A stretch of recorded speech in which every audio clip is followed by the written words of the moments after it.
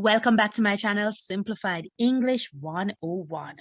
If you are new to this channel, please remember, like this video, leave a comment. Do not forget to subscribe to my channel and ring that good old notification bell so that you can be informed when a new video is posted.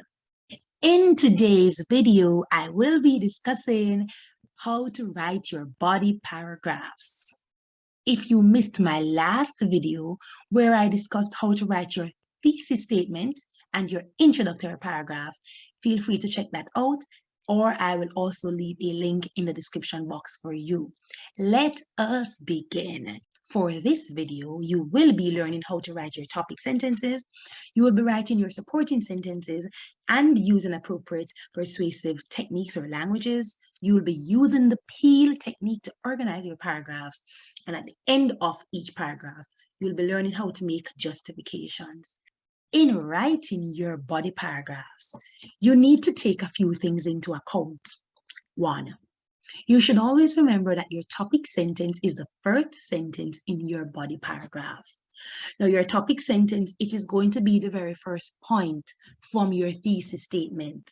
Your topic sentence can be in the form of a sentence or a question. In your body paragraphs, which will be body paragraphs 2, 3, and 4, you are expected to use the peel technique. So the first P goes for the topic sentence, which is the point made.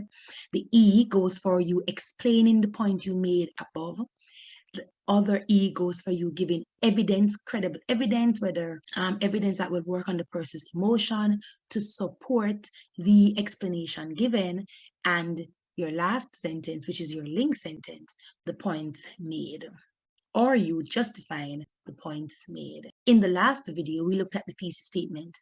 The first point in the thesis statement is that it replenishes your energy supply and keeps your family healthy, which means that in your second paragraph, which is your first body paragraph, we're going to be focusing on this point, which is highlighted in blue.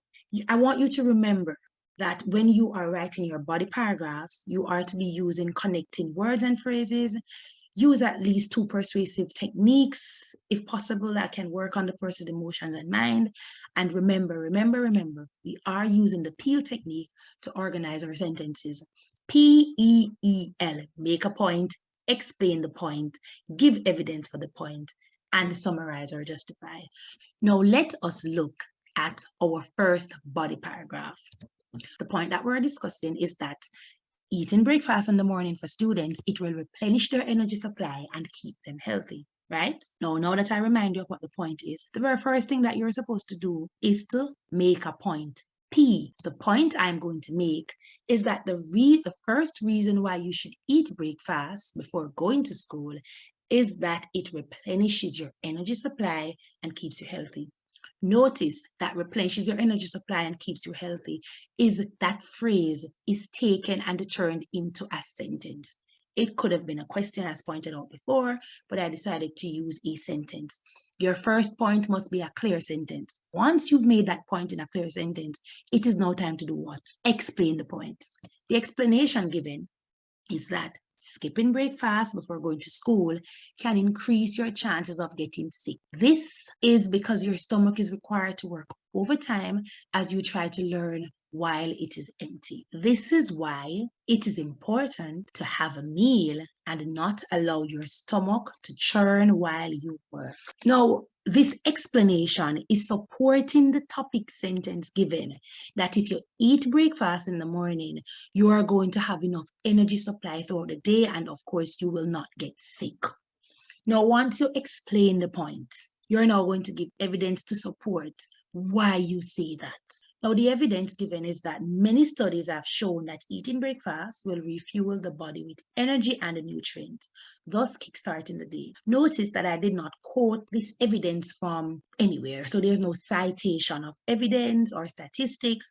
However, the information can be found in studies and it can be seen as factual. They claim that this will assist in improved attendance, behavior, and academic performance, as well as decreased tiredness because the body has received the correct energy and essential nutrients, including iron and calcium, vitamin B, which are necessary for growth, development, and good health. However, students who skip breakfast have shown increased errors and have slower memory recall, lethargic movement, and appear less happy. So I've given factual information that I believe supports the point I made and the point I explained. Remember, we're working on the emotions of students and their mind. So you want to give the use of examples if you can.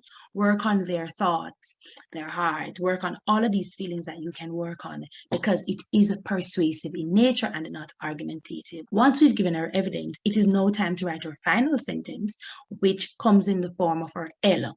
So we have our P or E or E or L. You're going to justify the point you make, or you're going to summarize all that you've said. I prefer to justify.